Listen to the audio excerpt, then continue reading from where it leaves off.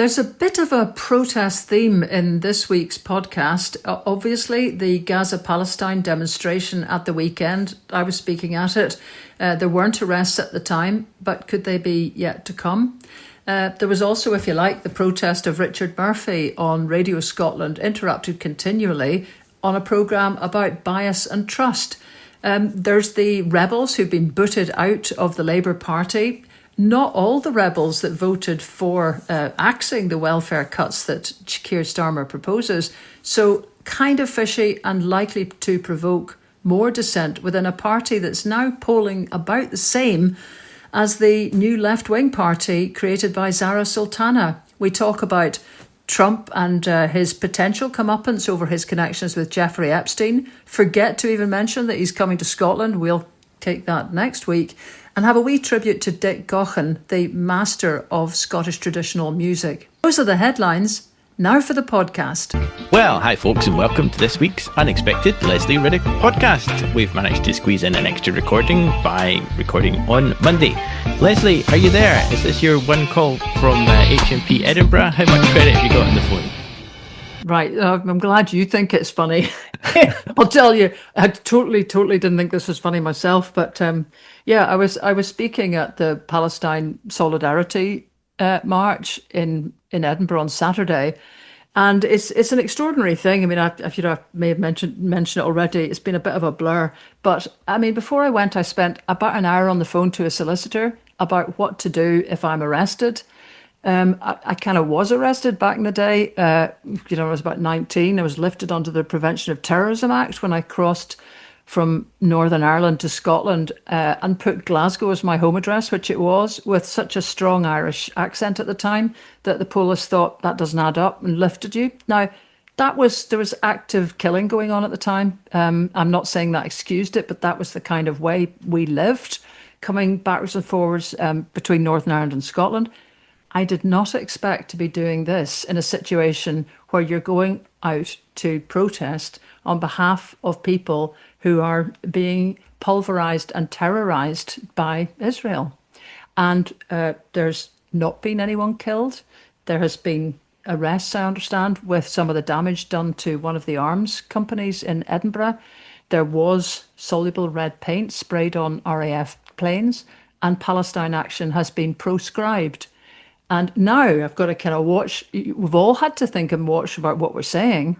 At the event, it was, of course, absolutely chucking it down in the end.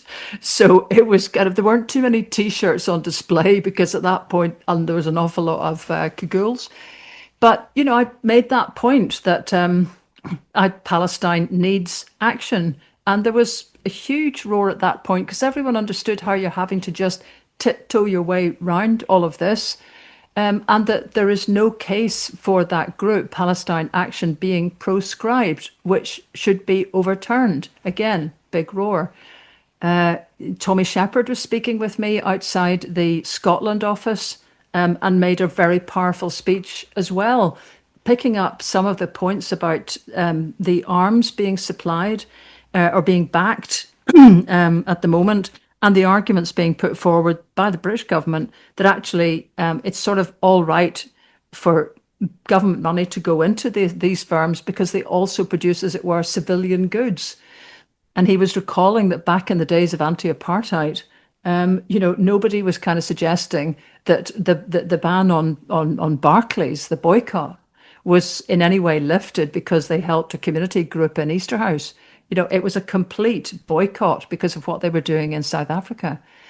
So there was very strong stuff said. And then the march went on further to Butte House. I mean, it's a kind of matter of shame, actually, for the Scottish government that even Butte House should be in anyone's sights. And I must say, I had to say to the organisers, really, in the great scheme of things, is it really the Scottish government or the British government you want to be focusing on? But that's where the march ended up going. Is as well that we stood at the British government spot, which is Queen Elizabeth House in the back of the Royal Mile. But I think it probably gave the march, the police, everybody some headaches. And yet, so Butte House, and there was some stronger words said there, which I'm now cautious about saying because I don't want to land anyone else in it.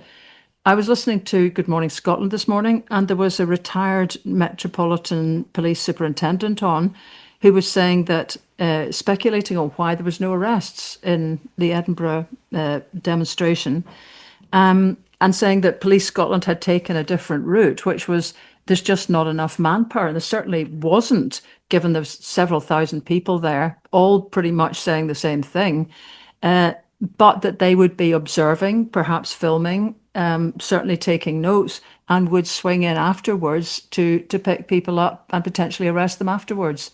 I think this is very possible and not untypical. You do see police, particularly the Metropolitan Police, filming protests and filming campaign groups and then taking them away later. In particular, if you think about this type of action, which is very public, big public demonstration with high profile people, any kind of intervention or arrests would have been massive news. But if you let the thing go ahead quietly, it doesn't get covered on the news particularly, and then 2 weeks, 3 weeks later, take people off one by one and charge them with terrorism offences, you have a much less politically charged atmosphere, and you're not facilitating any kind of publicity for the activists. So, people will be potentially subject to criminal prosecution, but just at a later date. So it's a very worrying time. And it's, again, as we said in the previous weeks, this is not terrorism. Criminal damage is not terrorism. And I must try and see if we can find it, actually, because we talked about the Leo Varadkar clip previously where he describes things that he would think is terrorism. And of course, you have to remind yourself that Leo Varadkar is effectively in the Irish Conservative Party. We're taking a very draconian action here in the UK, and these powers are very widely drawn and can sweep up a lot of people. And even again at this weekend, we've seen older ladies in their 70s and 80s huckled off by the police at smaller demonstrations down south. I don't know if you can hear, there's a bit of a thing going on in the background here. This is not, in a sense, not related, but slightly is, because that downpour also meant that when I came home here thinking, wow, I'm so glad to be home, the entrance to my house was covered in mud from the field above the village, which had been swept down. So I couldn't actually get into the house. I had to kind of pony round through a couple of sheds to be able to get in without ending up on my backside. So I started trying to kind of shovel it all off solo, just massive job. So the sound outside is the farmer and his helper actually shoveling all the mud off the cobbles. Wow, coming to retrieve half his field. Yes, it's kind of a bit like that. And it's semi-serious, with this question of climate change. The topsoil of fields is ending up essentially, eventually in the sea. Or, well, anyway, Yeah. I'm just going to go and shut the outer door because they weren't quite as close before we started. So talk amongst yourselves. I think today the young women who had slightly damaged the fence at Leonardo's defence factory in Edinburgh are being put before a judge after having been held in custody without having to appear in a bail petition because they're being charged under terrorism offences. And according to Craig Murray, at least on Twitter this morning, they're going to be appearing in a kind of private session, one of these terrorism sessions where the public and the press won't be able to see what's happening. Honestly, this is getting so like Northern Ireland. I remember the old diplock courts where actually you couldn't, there's no judges, basically. Well, there's no juries sitting. There was just a judge sitting because there was so much threat in the air. But I mean, there was threat. This is utterly, utterly ludicrous.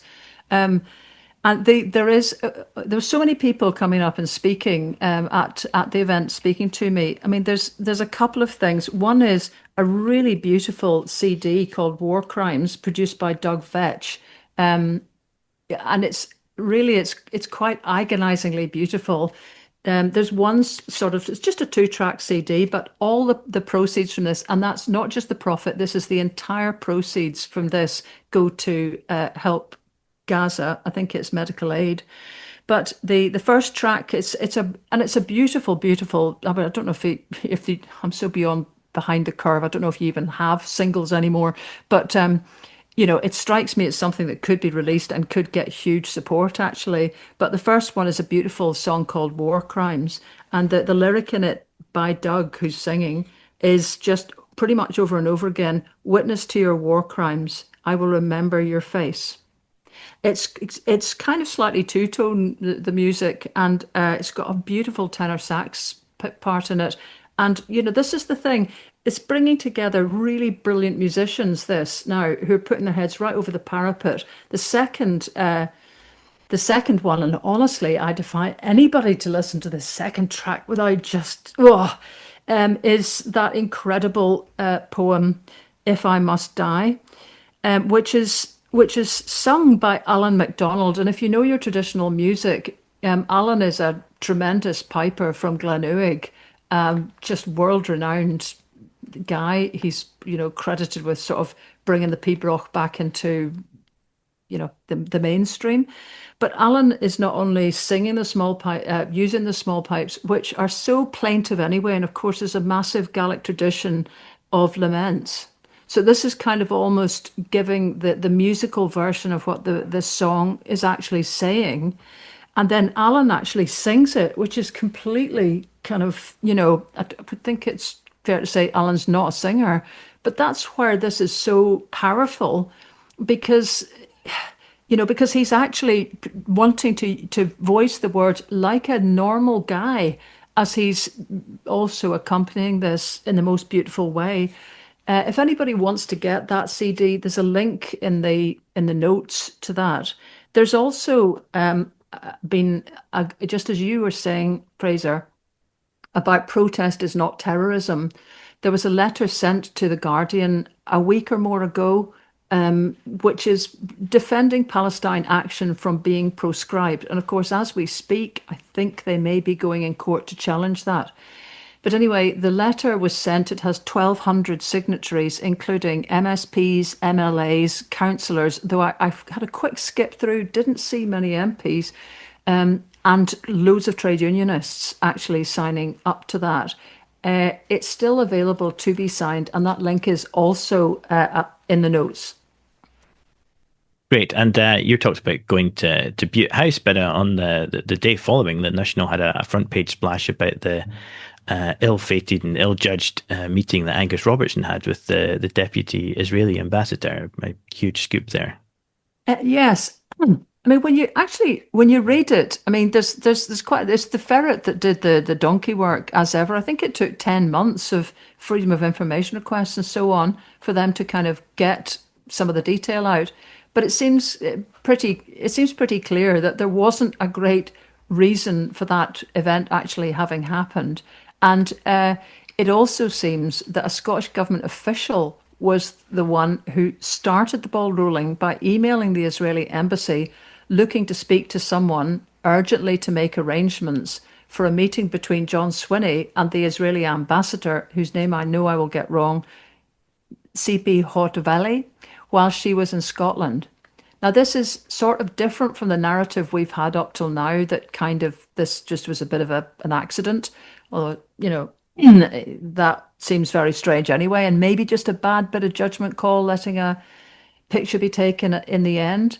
It seems obviously there was quite a process of what then happened, because it wasn't John Swinney that met. It was Angus Robertson. But it's the point that actually that beaming photograph with the deputy ambassador arose from actually a Scottish government initiative, it would seem. This wasn't something that they were having to sort of diplomatically fend off or, tell them I'm not available. Send Angus, somebody in the international division, I think on the behest of John Swinney, had actively sought out this meeting. When it couldn't go ahead, the deputies met, and that was the deputy chief of mission from the Israeli government and Angus Robertson on behalf of the Scottish government. And of course, I think that the real fallout was A, the smiling photograph, and B, the kind of, we're working together in our shared interests and renewable energy and food and agriculture and what have you. at a time when it seemed that the stated position of the government was to, oppose the Israeli war crimes in Israel. So this was a pretty shocking. You caused a huge stushy in the SNP, and Angus Robertson had to come and apologise to conference. But even at that point in his conference apology, I don't think he was necessarily totally straight up about the way this had come about, and the note, certainly as much as has been released, where he says that the supply of arms was discussed, is not mentioned at all. And I think also what the Ferret piece in the National has illustrated is that the phrasing used, at least in the minutes, was not about tens of thousands of deaths, but about injuries, which again is like, this is what happens when you start meeting people like this. You start pulling your punches and twisting reality. I mean, let's wait and hear what the Scottish Government wants to say in response. But it was a pretty bad moment, I'll say, when you're actually walking down the Royal Mile with all sorts of different chants coming from the people behind you. And I would say there was quite a lot. The other thing that struck me about this was there was a lot of women there, a lot of mothers, a lot of prams. I've never seen so many prams at a protest ever. And I think it's partly there was a lot of Palestinian women who'd come from all cities actually to be there. But there was a lot of women from all sorts of different places who just said they were really upset at it's the children being killed willy-nilly, as they just in like a chicken run running for food. That's the bit that, there's all sorts of last straws. There's been too many to mention. But that aspect of the children is really kind of eating away at people that probably wouldn't have turned up to a lot of other things. You'd like to think that might be another reason the police didn't wade in, but I suspect that's nothing to do with it. And actually, the other thing that struck me later was it probably did, at the time at least, help that there was people from, that there were political representatives there from parties. So there was Tommy Shepherd from the SNP, so recently an MP, and there was Kenny McCaskill, who is the leader of a political party in Scotland. And I suppose, by the by, there's a mouthy journalist. So, these are not the kind of people that you want to end up having any sort of open argument with. Although I'll say the other two of them, I think, I'm not quite sure if they got to the point of talking about Palestine action specifically. So anyway, it's a terrible situation. And as we walked down the Royal Mile, one of the chants was "Swinny, Swinny, Swinny, out, out, out." And of course, people get carried. You slightly get carried away when the blood's high and people are beginning to chant a lot. And by gum, there's some people with pretty powerful lung capacity, I'll say, on those megaphones, because they managed to keep chanting for about an hour solid all the way down the Royal Mile. And that can be their own personal view, and it ends up what's chanted out is what's, shouted back by a group of people. And yet, that's what's happened, is that this collection of things has left people now doubtful about the moral standing of the Scottish Government and the SNP on what is one of the biggest moral issues of our age. And that is only a mistake that can be put at the door of John Swinney. Lots of people are very keen to say in the general politics of all of this that John Swinney steadied a kind of an unhappy ship led by Humza Yousaf. But I'll tell you, nobody was in any doubt where Humza Yousaf stood on this. And Humza, his stance was a world stance, which was noticed across the world. That prompted the interventions at Westminster, which again represented a voice across the whole of Britain for people who wanted a tougher stance taken by Stephen Flynn et al. And then what? It's partly because the SNP had such a good, positive stance on all of this beforehand that the kind of, I'm sorry, but collapse into this mealy-mouthed apologetic insert your own noun here stuff from the SNP is so wounding and disappointing, because it actually allows them to just get tagged along with the British government. Well, but I think it's quite right. I mean, the stance of the SNP government now is not hugely different from the stance of the UK government. It's obviously not as hypocritical, they don't have control over arms export policy, but they do have control over public money going to arms firms. They do have control over procurement in Scotland that we talked about in previous weeks, and there's perfectly legitimate routes of procurement inclusion that could be gone down to prevent goods coming from the occupied territories, for example. There could be a far more muscular stance taken, and I don't think this is an accident. I think this is now the stated position of the Scottish government, and that's just been reflected by the protesters. Just while we're at it, I wonder where that leaves, for example, on the Trump visit thing, John Swinney's going to meet Trump. That was announced, I think, before a lot of this anger was expressed about meeting the Israeli deputy ambassador. I then noticed Stephen Flynn has come in with a sort of, I think I'll be combing my hair that day or whatever it is. Obviously, everybody realizes he ain't got much hair. Is that an attempt to try to sort of leaven the thing a wee bit? Well, I mean, I suppose Stephen Flynn's able to do the kind of cheeky chappy, I'm not in charge. This was an interview he had with Laura Kuenssberg. And of course, it's very unlikely to have been invited to a meeting with President Trump.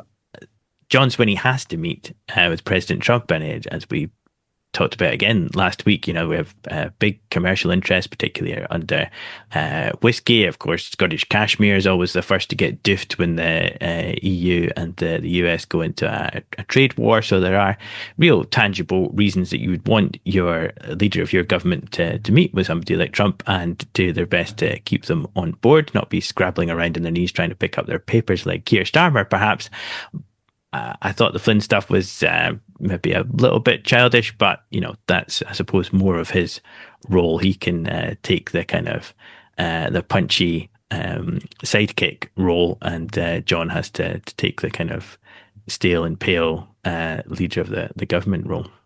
Will it really do that much of a difference, or is it just that you think Trump would notice if he didn't get a Suki kind of meeting with John Swinney?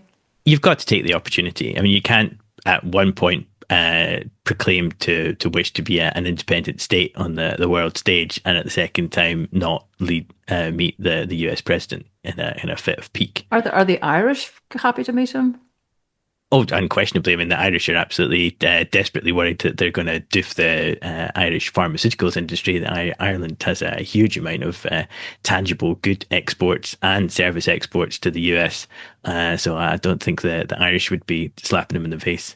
Well, very possibly not, but just on the politics of this, we've already got this kind of, an awful lot of people who are independent supporters and SNP voters really unhappy over this. We'll move on to other aspects of unhappiness, doubtless, pretty quickly. But, if there's this then becomes another kind of, you're not representing where we're at. I hear your arguments there. But it's so soon on the back of Donald Trump will be coming here at a point where he's actually now finally getting whacked by his own folk, basically, in the United States over his connections with Epstein. So, it's kind of like we got a pretty degraded guy. If it wasn't already, in most people's eyes, a hugely divisive right-wing politician, Trump.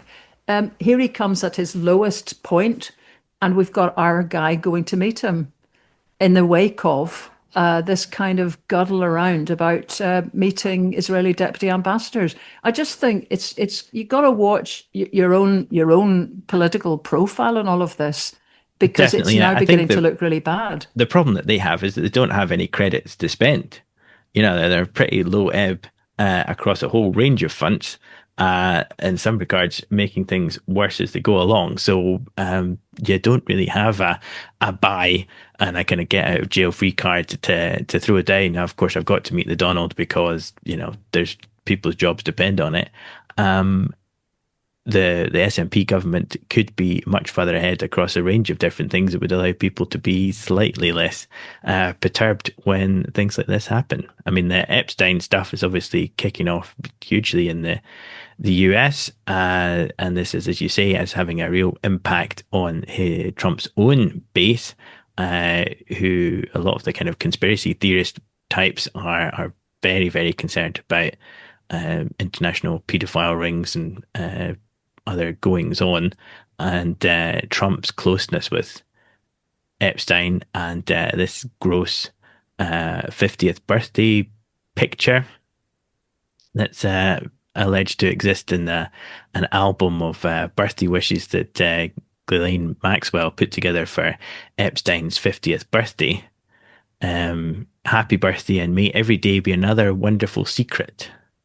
Alongside this outline of a naked woman with Trump's signature placed provocatively in place of her pubic hair. Very creepy. Almost as creepy as Prince Andrew's, we'll play together again soon. Leaves a lot of unanswered questions. And it's interesting. There's an interesting piece in the New Yorker actually that is saying, as of course, a lot of people are observing how ironic it is that this is the thing that has finally hit Donald Trump and seems to be sticking. But this article suggests that basically, it's his own people who literally have believed that what he said is the truth. Tremendous irony, actually, that Trump should be taken down by something like this when so much hasn't managed to stick to him. And there's a great piece in the New Yorker that is kind of observing that the people who have taken Trump literally, because remember that there's that phrase that started when he won the presidency a second time, that the press should take the president seriously, but not literally. And actually, the people who have taken Trump literally are his own supporters. So all the kind of, ludicrous, hyperbolic claims about Hillary Clinton, the Bidens being guilty of high crimes, the 2020 election being stolen, all of that was taken seriously as literally by his supporters.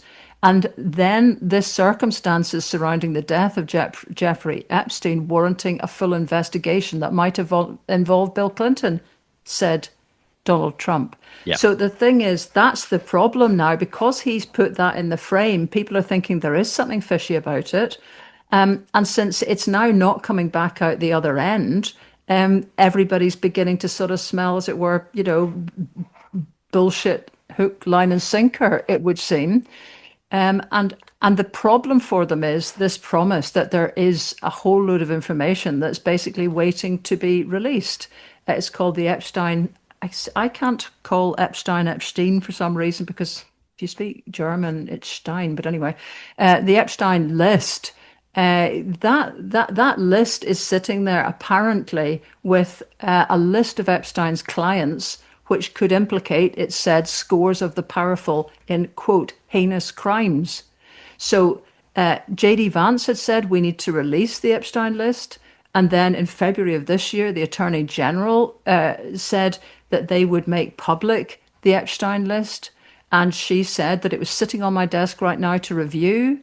And since then, basically nothing's happened. And so that's why people are kind of turning around and saying, clearly, in light of the fact that Trump's going, oh, Epstein, I can't even spell his name. Well, clearly there's pictures of them together, So it's the conspiracy theories are kind of pulling in now for what looks for once like something that is not a kind of conspiracy theory too far. And even people like Tucker Carlson, a huge, obviously huge supporter, is basically saying that Trump's response, which is the case is closed, shut up, conspiracy theorist. Carlson says that's too much for me. Yeah. So he's losing everybody on this. And I think they're now. He's told them to release the grand jury transcripts as of a few days ago. But I think this is releasing different types of things rather than releasing everything. And Trump is now suing the Wall Street Journal for $10 billion, having successfully got $16 million out of CBS with a totally spurious lawsuit that had actually no merit to it whatsoever. But they've just paid him off just to get it done and to move on. But I mean, the Wall Street Journal is hardly like the most radical Well, exactly. lefty kind of Yeah. publication in the world. So, I mean, I saw many people being questioned about whether the Wall Street Journal might have just made a mistake. And I mean, you know, the response was just, I mean, this is not very likely, and that they're pretty aware of what they have done. So I guess these guys are not backing down, and this will be quite a confrontation that isn't going to disappear.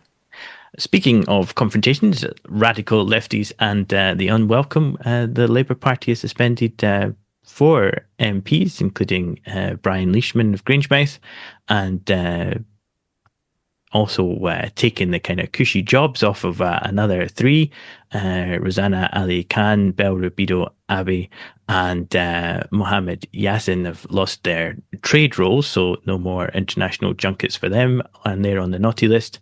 Whilst Chris Hincliffe, Neil Duncan Jordan rather, and the MP for York, Joe McCaskill, have been suspended. Rachel Maskell. Rachel Maskell have now been suspended and effectively sit as independents because they've had the whip withdrawn. Yeah. And I mean, this just seems kind of, again, utterly crazy timing. And it's okay, we probably would think that, but the amount of pelters that are coming from, some of the sort of Labour. I mean, actually, I'll tell you who, John McTiernan, right? Not exactly. I mean, unbelievable interview with John. He is, I mean, he does strike me as being like a small volcano, because you're never quite sure when it's going to go off. And when it does, it fairly goes off. But he was absolutely just furious, in fact, and contemptuous of the handling on all of this. I mean, he made several points about just, the really bad timing of it, but also pointed out that everyone would see that the select committee chairs who led this rebellion on the welfare cuts, and it wasn't the usual suspects. If people will remember a couple of podcasts ago, making the point that actually initially the usual rebels had been asked not to sign up to that amendment, so that it couldn't be palmed off as kind of, just habitual troublemakers. So it wasn't them that started it. It was select committee chairs, the Treasury Select Committee Chair Meg Hillier, and former Cabinet Minister Louise Hay. There's quite a number of pretty, these kind of characters are in it. And yet it's not them that have been picked out. It's been these four. And there was 46 eventually that still voted against it when it came to the bit. So it looks like it's just a really kind of badly handled witch hunt against people who probably are, nursing their wrath to keep it warm until it jumps into being in the Zara Sultana party, which Jeremy Corbyn is still to announce if he's actually going to be part of or not. But the other point that he made, and many commentators have made in The Guardian and everywhere else, is that this handful of dissenters in the end, didn't pose an existential threat to the government's agenda. And it just demonstrates instead that Kier Starmer is brittle, hypersensitive to criticism, and more interested in enforcing unity than fostering meaningful dialogue. So, nice one. Yeah, I mean, I don't see that the wider Labour Party group are going to respond to these heads on spikes and think, well, I better not go down that route. It is a kind of classic discipline, look, I'm the tough guy, we're in charge of this party, do's your telt, and it's a big warning sign to the new Labour intake, the 2024 guys that are in there for the first time, that if they want to get reselected and have a chance of running again, they better keep their head down and do as they're told. But it's sort of emblematic of a wider schism within the Labour Party and within its core support, that people just don't think it's there for what they thought they were buying. And I mean, even if we just go beyond that, many people just absolutely felt that, and in fact, even John McTiernan was saying that the rebels were saving the Labour Party from itself because it was such a bad piece of legislation and such a bad idea. And that's where I'm sure a lot of Labour supporters are at. So, picking these people off looks pretty poor. There's also the point, though, about how it just hangs over. It's just bad communication strategy. And there's been an awful lot of things speculating that Morgan McSweeney might be having his collar felt. There's a proposal, or not proposal, there's a rumour that Tony Blair's aide, Tim Allen, could be drafted in a sort of shake-up during the summer recess. But the point is just how these actions keep hanging over what the UK government is trying to make its kind of narrative. So they think it's the Guardian is pointing out that just before Starmer decided to suspend these rebels, he had announced 500 million quid for a Better Futures fund to support vulnerable children and families. So this could have been a bit of a turning point, although I wouldn't have thought very much still, but something. And yet, because it wasn't connected to any narrative, it didn't provide any kind of new direction for the party. Instead, everybody shifted immediately to these suspensions and sackings. So it's kind of like, I don't know, do you think Morgan McSweeney's got to kind of, hold some responsibility for this? Well, I mean, it certainly seems to be like a total failure of bringing the party together and having a kind of clearly laid out plan that everybody was behind. As we said before, these welfare reforms were kind of cart before the horse type stuff. There was a whole bundle of reports that are due to come out and report after the reforms had gone through. It was a kind of do this thing now and then fix it later type scenario that nobody could get behind. So it does seem to be a bit of a guddle, and it was mostly to save money for the Treasury rather than any kind of concrete and seriously thought through proposal to reform welfare policy. So yes, in that regard, it's a complete mess. And we've also seen Angela Rayner suspended from Unite, the union, over the Birmingham bin strike, but more, surprisingly, Unite seriously reconsidering its support for Labour at all. And actually, there's quite a lot as well about increasing nervousness in London about next year's London local elections. I mean, in the midst of all this, of course, there's all these polls that now put, well, Labour actually, there's one that suggests that the new left-wing Zara Sultana party would actually have the same vote share, 15%, as Labour at a general election. But the first people that will be over the line will be ourselves, Scott, all the devolved administrations. And London's part of that. I mean, London has, been pretty Labour, even with Boris Johnson, for some time. And so the idea that this could go Pete Tong, and as if to sort of prove this, you've got to think that Nigel Farage is really a bit of a past master at finding the weakness, the very weakest points, and then appearing as the guy you want in context of the politics of that place. So today, even as we speak, he's got a press conference about law and order in London, launching a 6-week campaign on crime. But that's absolutely designed to be really putting the heat onto people in London, particularly where, the kind of the situation's really pretty appalling. So there's just a whole lot of nervousness on a whole lot of fronts. And you see Kier Starmer there's never a moment where he seems to hit a gear that just suggests that he's in charge of this and going anywhere particularly productive. I mean, I can't believe that we've got to here, but this does look like London could actually vote reform. Which is just amazing.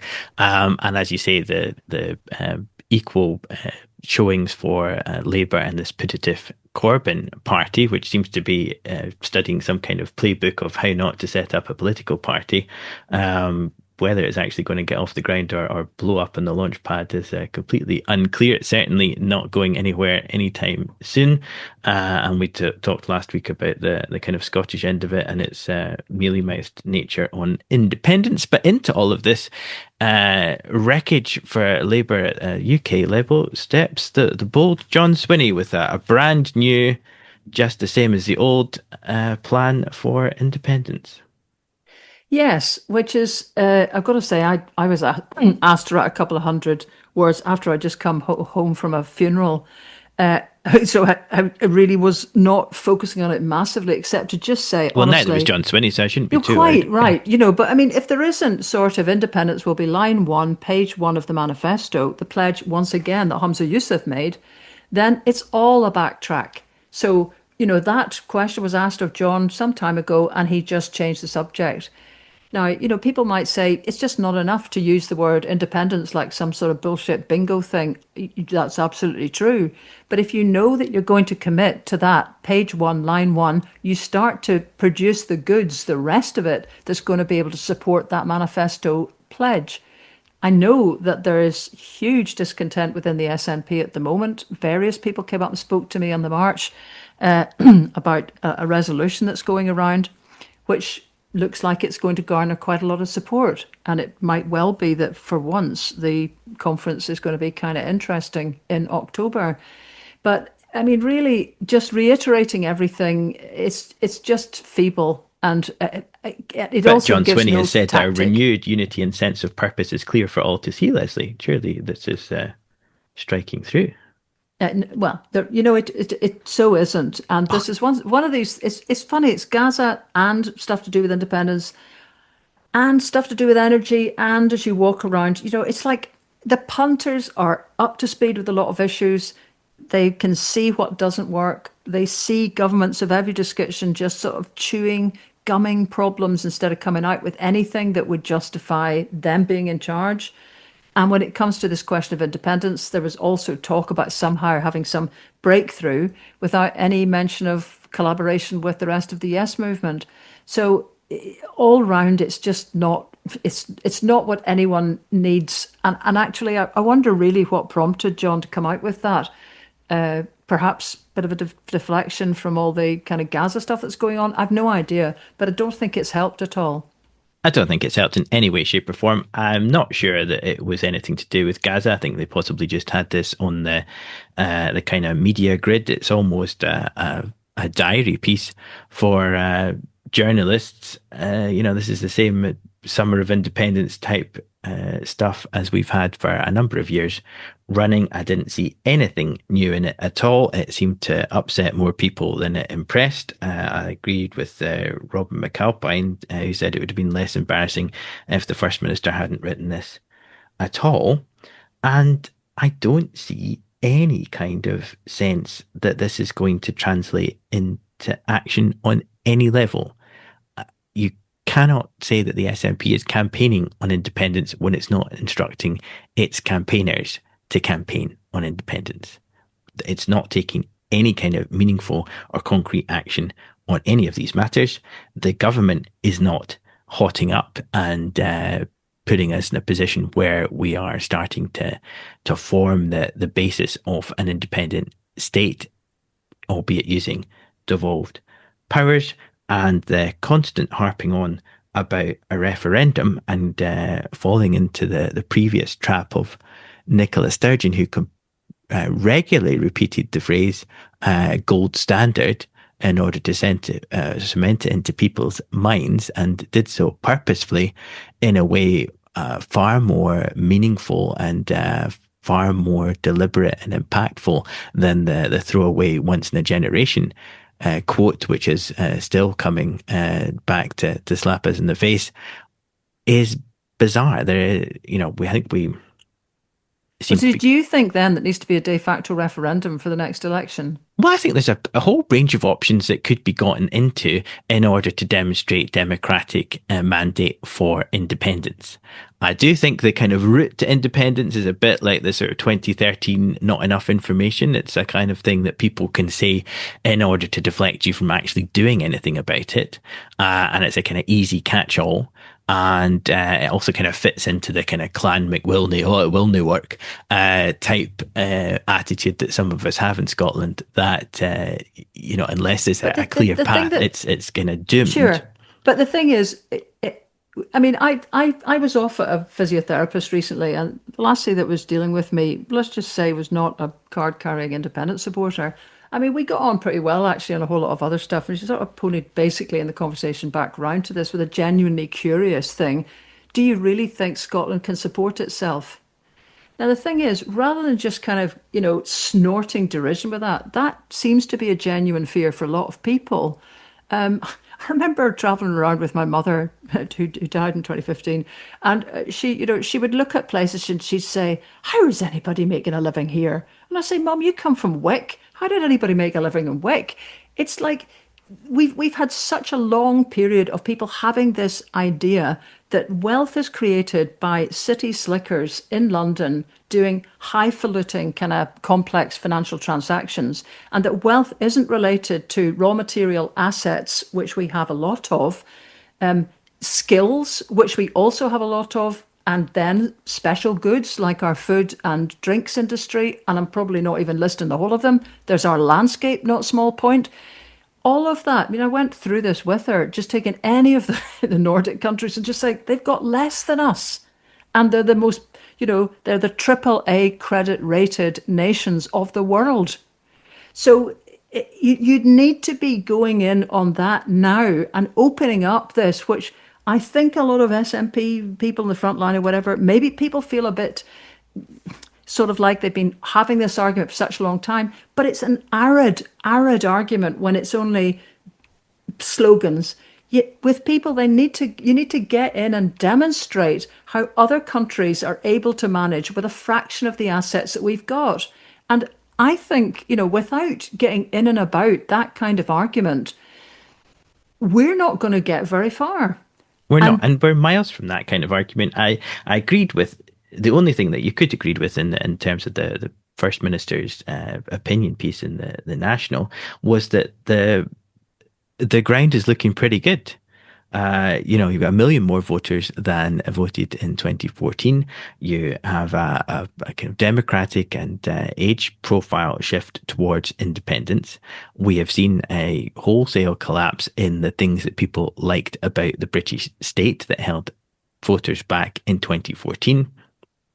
A kind of post-World War II baby boomer generation is moving through.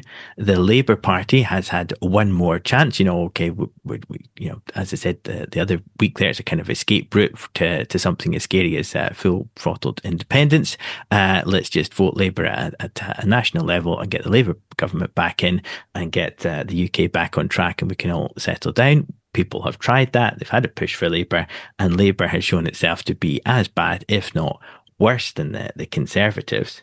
There's nowhere else to go but independence. And yet, despite all of these Brexit and other open goals and changes of circumstance that would lead people to have a much greater openness towards independence on things like energy and land reform, as you mentioned in your piece, and are just kind of generally shaking things up and taking a more interventionist route on things like the creating and building housing, freeing up land. And the SNP government is not there, and constantly harping on that we have to have a constitutional settlement that comes about as a referendum that is bound up by the 1998 Scotland Act, like a 25-year-old piece of legislation to separate a 300-year-old union, does not cut it for me at all. and the thing is, though, how do you get into that deeper conversation? Because it just seems to me pretty apparent that the folk who are leading the SNP at the moment don't seem to want to have this conversation. The only way you do get it is by creating a moment, is, by putting some jeopardy and taking some risk to put that issue back on the agenda so that people start having discussions about, do we think Scotland's, ready for it? We all have to be ready for taking that on and having lots and lots of good, reasons and analysis and a narrative to produce. And the worry is that these guys don't look like they're ready for it at all. So you're kind of having to argue for something to happen, led by people who look like they would be really at the back of the queue if it came to the charge. And yet we're going to have to try and do that. Yeah, and the argument that I keep coming back to, or the kind of mode that I talk about, is that a lot of the things that we are focusing on at the moment are the crescendo. How do you demonstrate the democratic will? That's the end of the road, without doing any of the first move Yeah. steps to begin on the path towards it. And I think that's hugely distracting. And it also is a kind of get out of jail free card for parties like the Scottish National Party, that they don't have to break down barriers. You know, this piece really, the crux of it is we're not sharing. If you were serious and if you were built up a head of steam where the majority of people in the country were now for independence and a clear perspective had been laid out, then we'd be looking for a collaborative move at this election, a combined list party taking in the Alba Party, the Greens and the SNP. The prospect of this piece is really saying independence only moves forward when the SNP are high, and you need to knuckle down again and get behind us, regardless of how we're doing. And just, you know, and a matter of fact, the current circumstance entirely contradicts that, because, you know, we have got occasionally, well, in fact, consistently, that's completely separate, yeah. Right? And the SNP sitting around at 32, 34%. So it's proving currently precisely the opposite. Anyway, really, SNP members, you need to force some action on this. And I think behind the scenes, you know, some people are up to that. So thank goodness for that. And also, thank God for Richard Murphy, I have to say. That was quite a tour de force. How he managed to keep going throughout the whole of that interview and then managed to bring it round at the end was incredible. And you wrote about this piece in the National about the absolute doofing he'd had from the Call K programme, although it wasn't K, it was a stand-in. And your clip seemed to go viral, and the various other independent supporters took it as their own and put it up.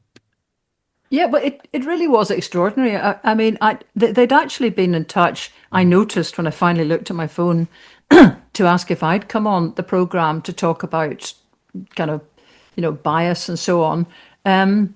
So I hadn't answered in time, but I did think, no, okay, so I wonder who they do have on then. So I switched it on, unusually for me, to see kind of who they'd managed to put on. Indeed, Professor Richard Murphy came on. Who I don't know that the the presenter Connie McLaughlin didn't seem to kind of have a sense of who Richard was, just describing him as a columnist and not even a national columnist. I mean, you can make little mistakes and people can having done this job myself, you know, hyper jump in on that, but it did seem a bit strange.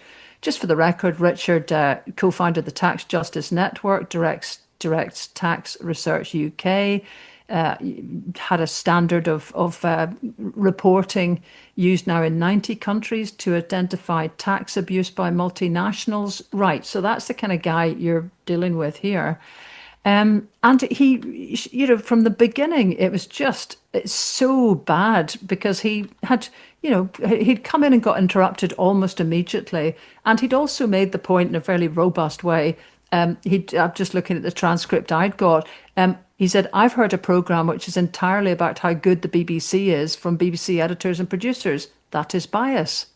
And the context of it was the various kind of suspensions there have been from celebrity cooking programmes, which I've got to say I don't watch. And I think the producers probably thought that the direction of the discussion about trust and so on would go along the lines of how could these people possibly have been allowed to treat women generally as they did, which is a legitimate question. The trouble is when you kind of half open the door or a quarter open the door on that, basically people will pound straight through on the whole load of things that people don't trust the BBC about. So Connie McLaughlin then jumped in and said, have you not been speaking for the past 8 minutes or so? Because I think then that's not very accurate. And he said, yes, and every time you interrupt me. And then she interrupted him to say, come on, Richard, that's not fair. Come on, listen, I'm going to give you a minute and a half, but I have to move on. It's part of my job, so you can continue for a minute and a half. There you go. This was the best bit, because she then immediately interrupted him the moment he spoke again. I'm just about to say it. Richard says, you aren't rationing others. And then she interrupts him again to say, you're eating into your minute and a half. And it's all kind of like, but then, as you say, Richard, I mean, it's astonishing because actually this level of interruption, it just absolutely knocks you from where you came in. But Richard said, I mean, this is worth restating because it was such a beautiful resume of the whole thing. The BBC is biased against the nationalist cause in Scotland. It is biased against the Palestinian cause and its right to have a state. It is biased in favour of Israel, very clearly. It is biased with regard to its output in favour of the wealthy of this country. And that is the accusation most people in this country have against the BBC, which is why they won't listen to it, because they do not get objective reporting. So Amen. yes, that is the size of it. And there was there was also a bit of a discussion about whether or not the BBC, central brigade, as it were, was steering the BBC employees to and so on. And Brian Taylor, the former political correspondent for BBC Scotland, was on, and he insisted quite archly that he'd never been asked by the Beeb to tailor a report to fit an agenda. And said, the Beeb did not steer me for one scintilla of 1 second. And if you're used to listening to Brian, you can know that that kind of sentence is absolutely his style of talking. And actually, in the column I was reflecting, that was also my experience. I got one memo, an active steer by London, in 25 years of working, much of it presenting live programmes.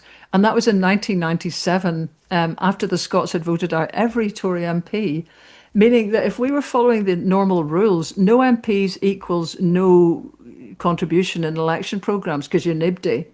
So that should have meant from there on in that we just didn't have the Tories on any programmes at all.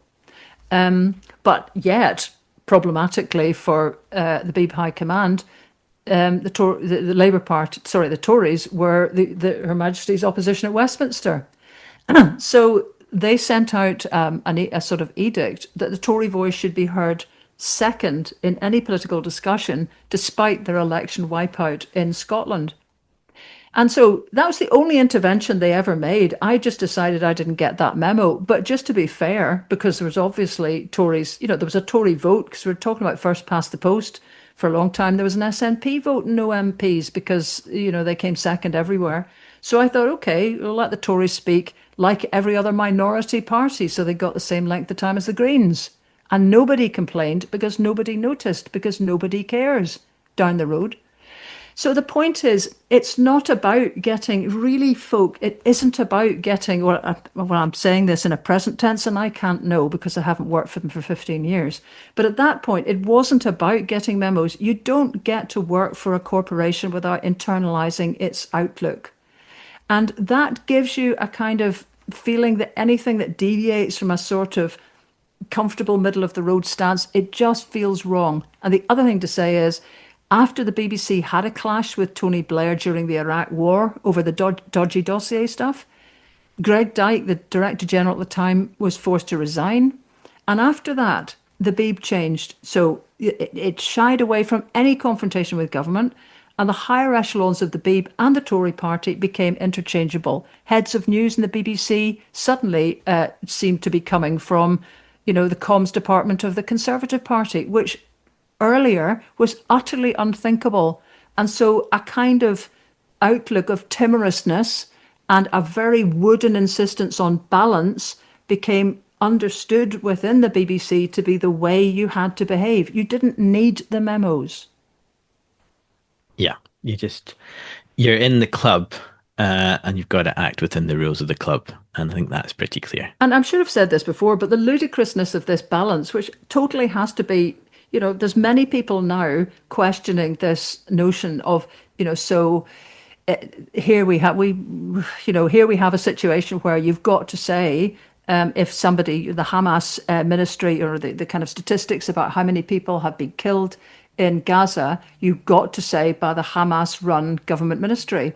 And as many people have pointed out, nobody is basically saying when they're quoting the Israelis or indeed Benjamin Netanyahu that he is a wanted criminal by the International Criminal Court. So if you want to talk about balance, let's do balance, because we're not actually doing it at the moment. And yet, where we are with things, I can remember back in 2014 on the independence front, getting a call from a producer who said, we're really aware that there's a huge lot of grassroots activity from the Yes movement, but we can't cover it unless there's a similar amount of activity in the no camp. And this producer asked me, do you happen to know if the no camp are doing grassroots things anywhere? Because that's the only way we'd be able to cover what you're doing. I remember we were somewhere in the Edinburgh South Side towards the end of the referendum, and I think it was an ITV cameraman turned up. It was slightly kind of weirdly, arrogantly, sort of like, I'm here, and of course you know all about me. I said, no, I don't. The person in charge does as well. Well, it's me that's running this, and I don't know anything about it. But, if you tell me who you are, I'm sure we can accommodate you. And there were scores of people. I think we had something like 50 activists. We had bags and bags of canvas stuff. We had to split up into 5 or 6 different teams. And this guy's kind of looking at all these people standing around waiting to go. He says, but you know all about me. I said, no, I don't. But, I'm quite busy. There's a whole score of people here. You're welcome to, I can put you with somebody if you want. No, but this has been put on for me to film. I said, look around you. Do you think this has been put on for you? I said, we're really busy here. But I've just been at the no thing, and they've put on something especially for me, and I've been told that you've done the same. I was like, no, we're out like this 3 times a day. And, with these types of numbers. And his mind was just completely blown at the huge scale of it, where he'd been to some kind of AstroTurf nonsense and been knocked up by Better Together. So, yeah, I can well relate to that. And it's actually this thing of feeling special. This is something I was kind of picking up in that national column, because I think this is the Beeb's biggest problem. It thinks it's a bit like M&S Food. It doesn't just produce programs, it's BBC programs. And it's unaware of how much it's targeting essentially middle upper class consumers in the way that in all its kind of comparisons. I mean, just as a point in hand, that phone in with the bold Richard Murphy also had Roger Bolton, who was a former Radio 4 presenter.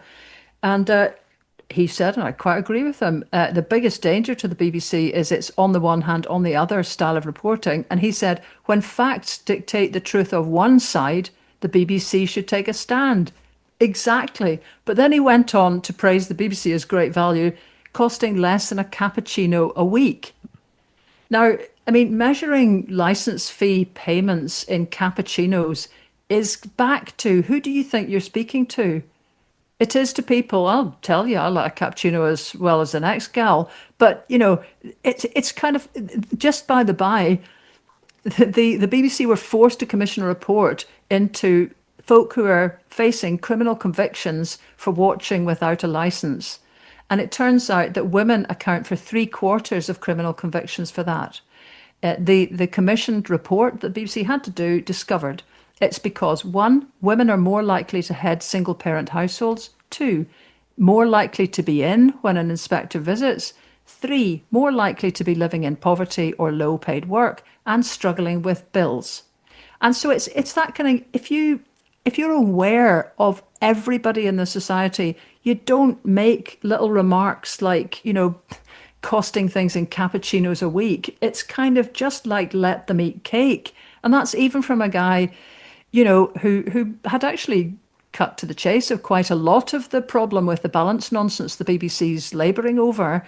It's all presuming a middle class audience, as if the rest of the world doesn't exist. And as Richard Murphy also gamely pointed out, that there are far more right-wingers from Tufton Street think tanks on than trade unionists these days, as if the world doesn't work.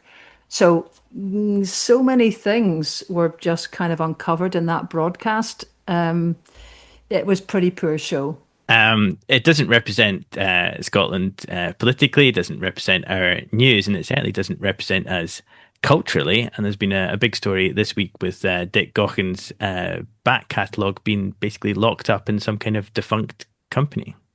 Yeah, actually, I've been listening to a fabulous edition of Travelling Folk on Radio Scotland with the redoubtable performer herself, Anna Massey, who did a long interview with Dick.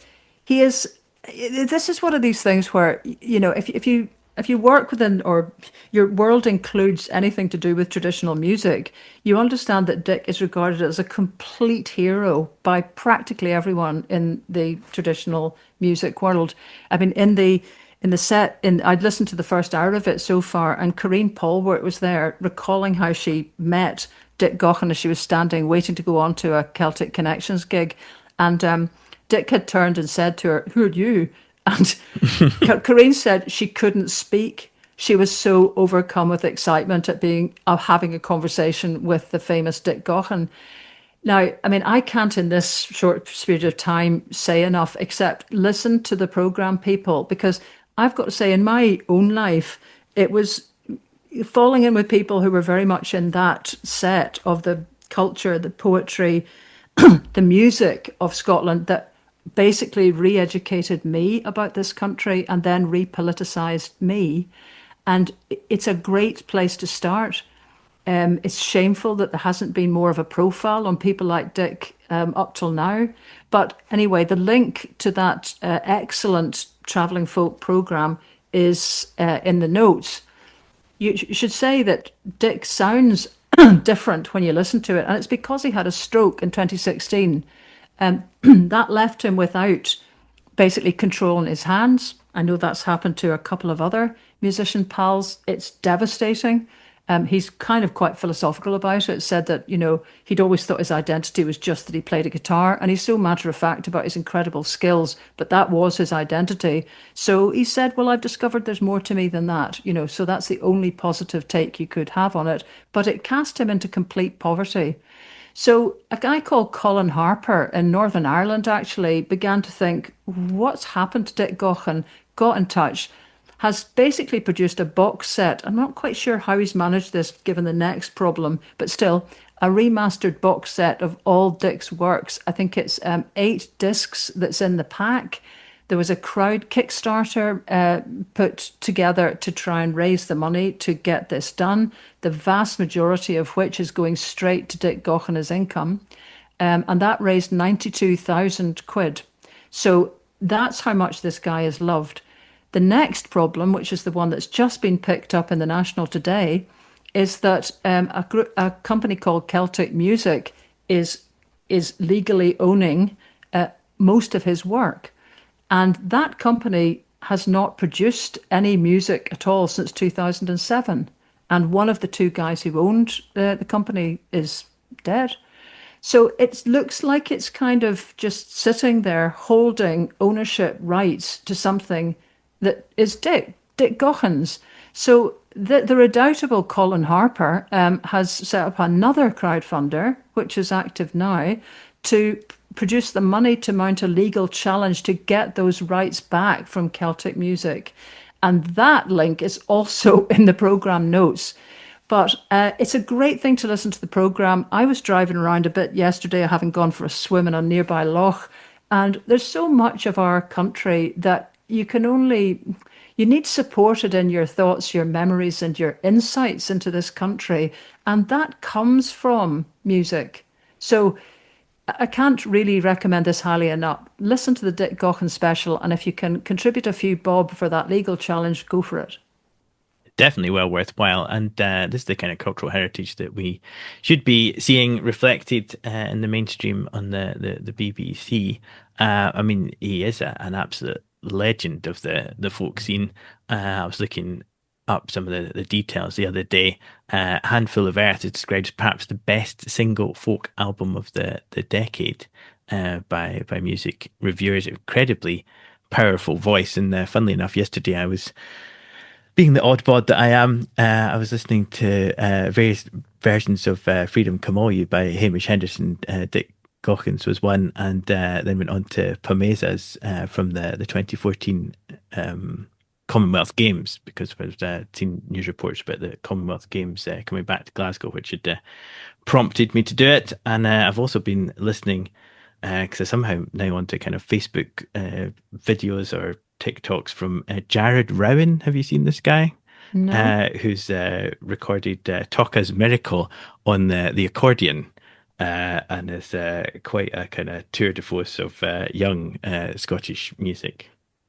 Well, but if people want to have a look, I mean, just have a look in. But you were talking earlier about the Battlefield Band, and actually, it was, I think, one of the guys from the Battlefield Band, Brian McNeill, who wrote No Gods and Precious Few Heroes, which is a great song that Dick Gaughan sings. And it's so to the point about Scotland. It's just, we're not having, just that. We're not having manufactured gods. And we're not sure that we recognize many heroes. It's a kind of real leveling song. It's all of us moving together that creates change. So that I can remember actually back in the day, gosh, maybe 30 years ago, I was living in a vegetarian income sharing cooperative in Edinburgh, don't you know? And actually walked out because I put that on and everybody was kind of a bit in uproar at how kind of hard sounding it was and how harsh his voice was in some of those aspects of the song. And I was trying to explain to them what the background of the whole thing was, and they just weren't listening. I completely lost it, I have to say, and walked out. And it's funny how things like that stay in your mind strongly about people's reactions to music. But anyway, it's all in there. I'm sure so many people that listen to this will say, I've just got a much, much deeper understanding of Dick's contribution to everything. But anyway, and just to say on the BBC front, this is a BBC Radio Scotland programme that has devoted 2 hours to it. And you can bet that has been argued for by the presenter and the production team. Radio very often has got, and especially the cultural programmes are very, very well produced. So if you can bring yourself to listen to BBC Radio Scotland, it's worth listening to. Radio is certainly a different world. And on that powerful cultural note, we'll see you next week, chums. Even though we said we wouldn't see you this week, we'll definitely be back next.